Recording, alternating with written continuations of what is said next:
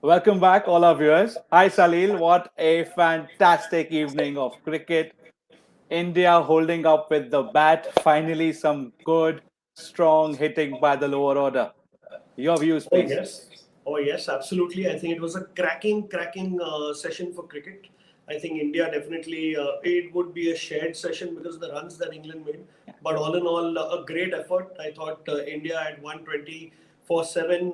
It doesn't really look good. England might end up the day scoring 100 runs for maybe a wicket or two, but that was not the case. I think our boy from Mumbai, Shardul Thakur, really going ahead and killing the English bowlers. Absolutely no respect whatsoever for even a Chris Wokes of whom he hit a straight six, and he also bought up his Yeah, 50 by hitting a six. So, I mean, brilliant batting and confident batting by Shardul Thakur. I think one of the first instances of us feeling that he might score a few runs today was that straight drive that he hit off yeah, Wokes, and I think that was the shot of the day, they said.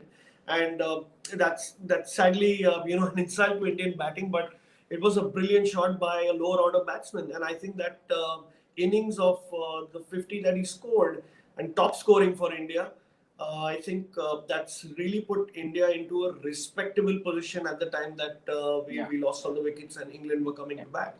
But I think all in all, a brilliant effort. Good effort by Umesh Yadav also for staying there with him for a few balls. yeah. And he scored them really quickly, right? I mean, that just showed that how good the pitch was, how predictable the old ball is to play. So I think if the batsmen are able to play around 15 overs, this becomes a batting paradise.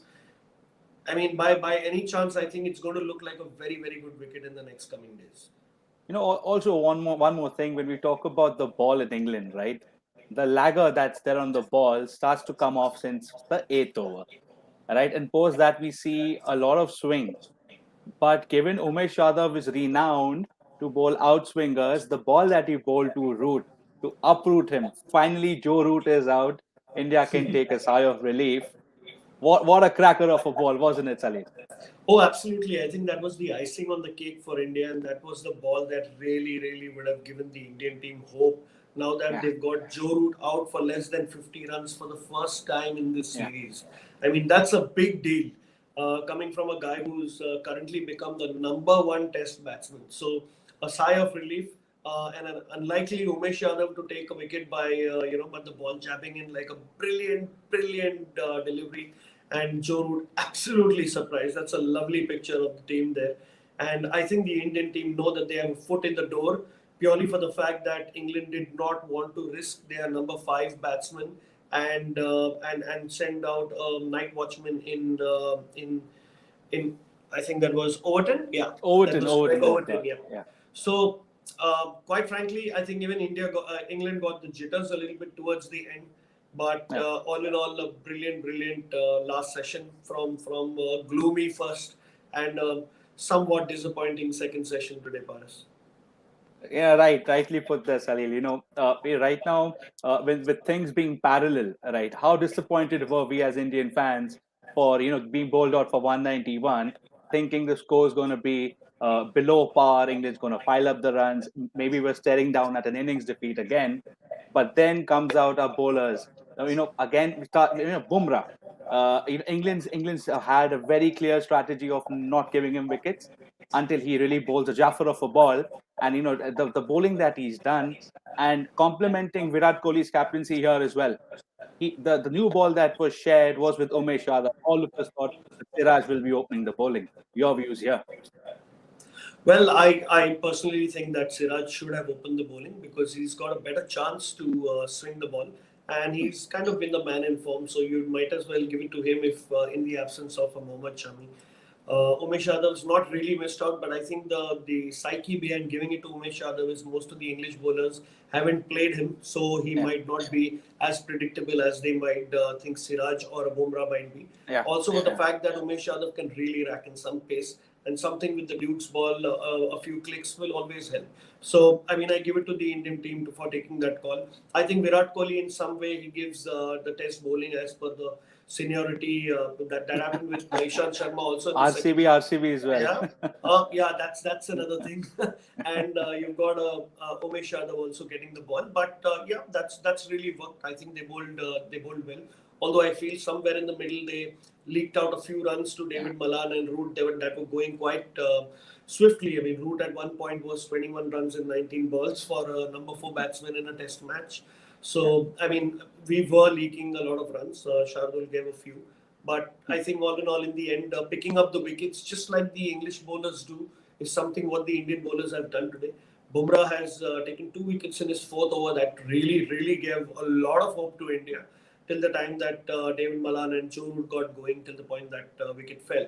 But I think all in all, an excellent session for India. The number of runs scored in this session were around 120 runs by both teams, which tells us that the batsmen played at an average of 4.4. So you can just imagine if most of a lower order and maybe the free-flowing middle order of the England batting is playing so freely, how beautiful is that place to bat on? So I think that should give Indian batsmen also some hope, and also they really have a foot in the door for if they pick up some early wickets tomorrow. I think we are up for a very close finish again. One advantage point for all Indian fans here is there's a statistic that has come out today. Joe Root has scored 600s for England, whereas all the other 7 batsmen playing in this team put together have only scored 100. So that's a very big statistic of Root being the anchor man and others playing around him. Yes. So getting Root out was a big deal, and finally we got him out. Now talking about the pitch here, the pitch seems to be even Stevens, yeah. But do you think Jadeja will come into the picture tomorrow by the second session? That is. Well, I think when the ball gets old and it's easier to bat on, bringing on a Jadeja will be a better option than to tire on your fast bowlers. I think he would come into the play anywhere between the 40th over and the 50th over and the 80th over. There will be some purchase for him towards as the test progresses, but you don't expect the English batsman to give him a lot of wickets, purely because he's slightly easier to play and doesn't have that much variation. So I think this is where the Ashwin factor comes, and this discussion keeps coming. But I think we'll have to go with whatever team India has and whatever they have in the arsenal to take those 10 wickets of England. Nicely put there. When we talk about negotiating with spin, Jadeja's wittiness, now the next plan of action for England is to get even Stevens with India as a first priority, and then move on to if they can get a lead. So what do you think England's game set would be? What do you think? What number are they going to target now from here onwards?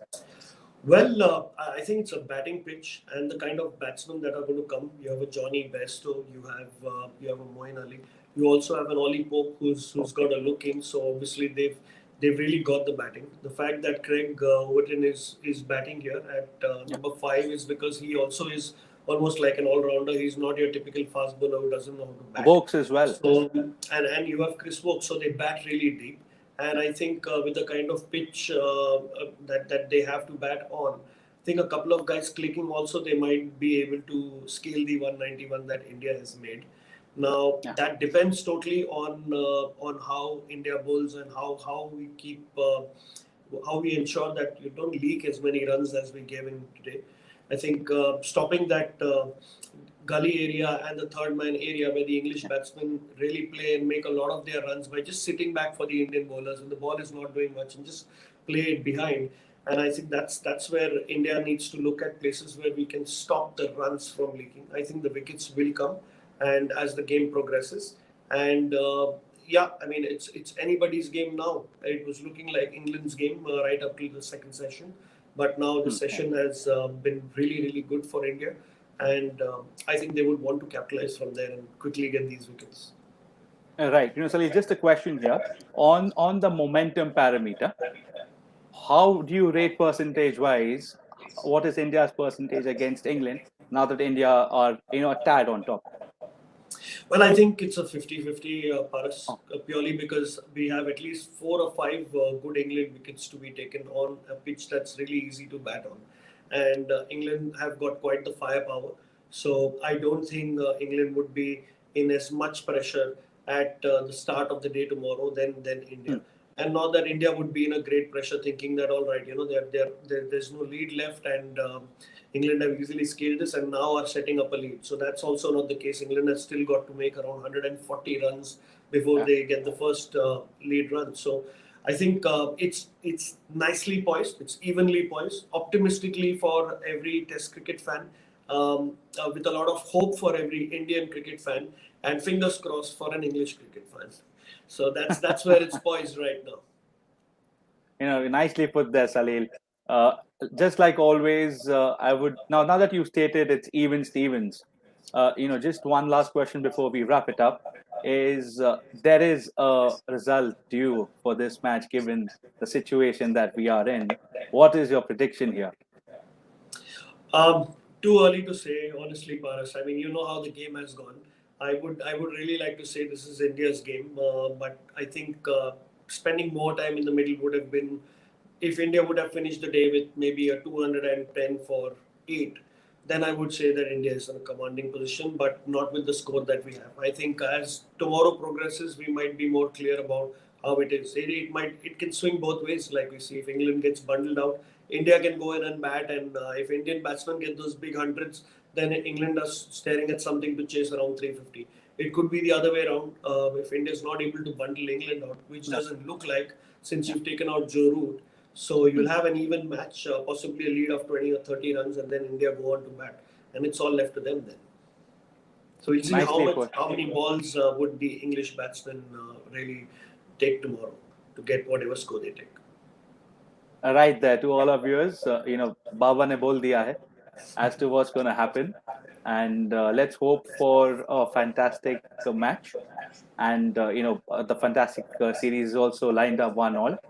Lovely talking to you like always, Salil. Hope to catch up tomorrow in the pre-match session. Absolutely, Paras. Likewise. Thank Thank you you. for your time. Cheers.